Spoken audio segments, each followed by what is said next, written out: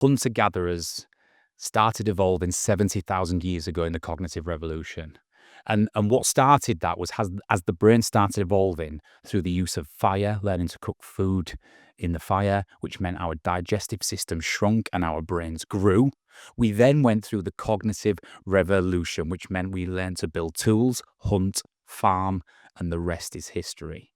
But along the way, as our brains evolved, we were trying to fulfill three core functions of existence. And this forms the motivation behind all of our behavior. The first core function of human existence is survival. And if you think about this, millions of years ago, hundreds of thousands of years ago, as the species was evolving, we had to be able to survive every single day.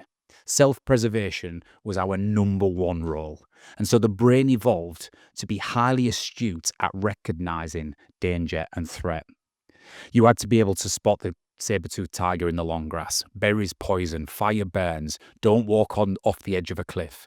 All of that stuff which presented a danger to us.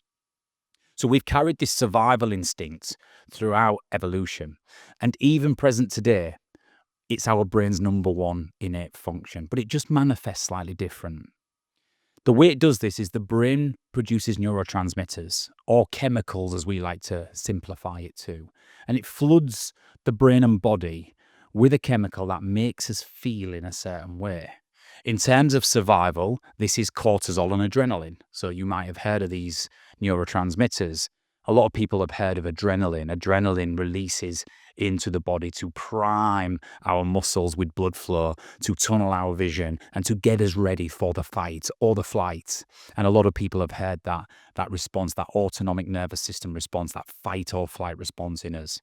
Cortisol floods the brain to create that neuroticism, that switch on something carries risk or is important. And again, the two together as a recipe, as a concoction, they're designed to get us focused on the threat.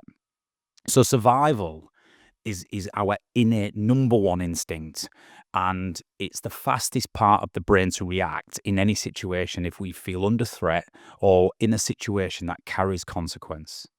What's really interesting about this is we humans have evolved to be able to have two types of survival mode. One is physical, i.e., something is happening in the here and now that presents immediate danger to myself. So that's a real threat. Or what the brain is very clever at is perceived danger. So we've evolved to be able to predict what might cause us a threat or put us in a survival mode. Now, I'll come back to this because this is really interesting. It's probably what causes us in the modern day life more anxiety and worries than anything else. So practical and physical survival mode is something's happening in the here and now and I can see and feel it and it's real and therefore it's making me feel uneasy and putting me in survival mode.